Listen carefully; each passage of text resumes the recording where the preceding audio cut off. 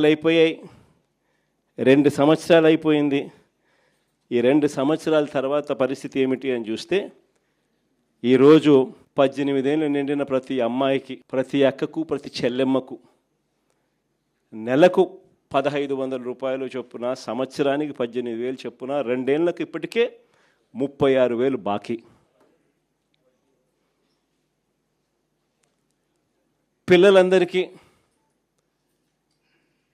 నెలకు 3,000 రూపాయలు చొప్పున, సంవత్సరానికి 36,000 చొప్పున, ఈ 2 ఏళ్లలో 72,000 ప్రతి పిల్లాడికి నిరుద్యోగ భృతి కింద బాకీ.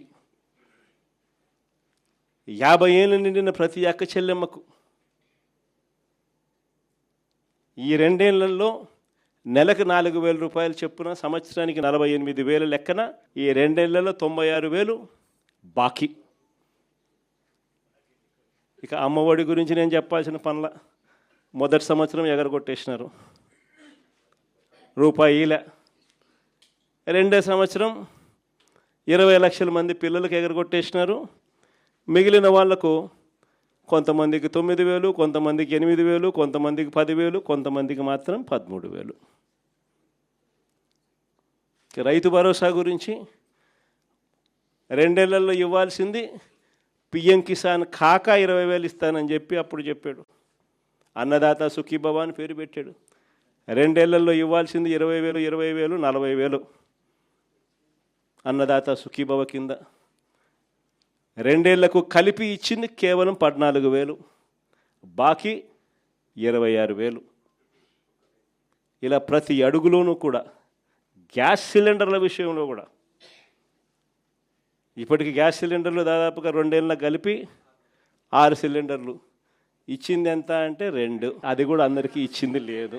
ఈ మాదిరిగా ప్రతి ఇంట్లో కూడా చంద్రబాబు నాయుడు గారికి, ఆ కూటమి ప్రభుత్వానికి ఎందుకు ఓటేసాము, జగన్ను ఎందుకు పోగొట్టుకున్నాము, వైఎస్ఆర్ కాంగ్రెస్ పార్టీని ఎందుకు పోగొట్టుకున్నాము అనే చర్చ ఈరోజు ప్రతి ఇంట్లో కూడా సాగుతూ ఉంది. అందుకే చెప్తా ఉన్నా, చూస్తా చూస్తా కన్ను మూసుకొని తెరిచేసరికి 2 ఏళ్ళు అయిపోయింది. దేవుడు దయ వల్ల ఉన్నది ఇంకా 3 ఏళ్ళే. ఆ 3 ఏళ్లలో కూడా ఇంకొకటిన్నర సంవత్సరం కన్నా పోతే నా పాదయాత్ర కూడా స్టార్ట్ అయిపోతుంది.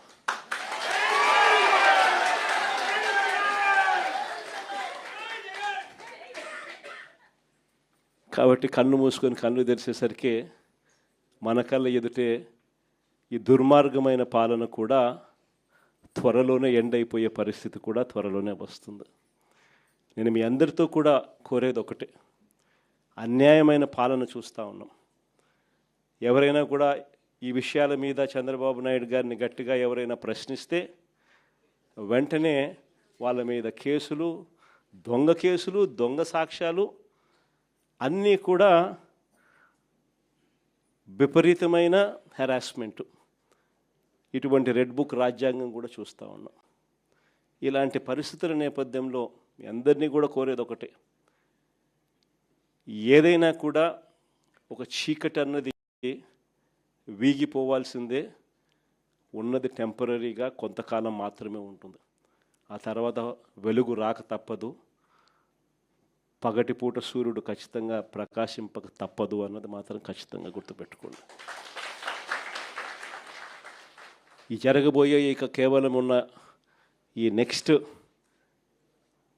2 ఏళ్ల పాటు, ఆ తర్వాత ఎట్టాగో ఎలక్షన్ ఇయరే, ఈ 2 ఏళ్ల పాటు పార్టీని నడిపించే బాధ్యత, పార్టీని బలంగా ప్రజల్లోకి తీసుకొని పోయే బాధ్యత, పార్టీ తరపున గట్టిగా నిలబడాల్సిన బాధ్యత, పార్టీ తరపున గట్టిగా పోరాడాల్సిన బాధ్యత, మరీ ముఖ్యంగా ప్రజల తరపున, బాధితులైన ప్రజల తరపున అండగా నిలబడాల్సిన బాధ్యత మీ అందరి భుజస్కంధాల మీద ఉంది అన్నది దయచేసి ఎవరు కూడా మర్చిపోవద్దని చెప్తా ఉన్నా. మీ అందరితో కూడా నేను చెప్పేది ఒకటి, రేపొద్దున వైఎస్ఆర్సీపీ పార్టీ వచ్చిన తర్వాత, అధికారంలోకి వచ్చిన తర్వాత, జగన్ 2.0 స్టార్ట్ అయిన తర్వాత ఈసారి మాత్రం కార్యకర్తలను అందరికన్నా బాగా చూసుకుంటానని మాత్రం ఖచ్చితంగా చెప్తాను.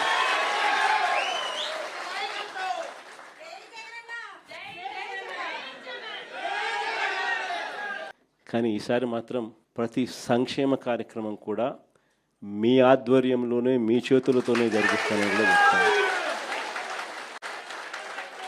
కానీ మీ అందరికీ కూడా ఒకటే రిక్వెస్ట్ కూడా చేస్తాను, మీ అందరికీ కూడా ఒకటే రిక్వెస్ట్ కూడా చేస్తాను.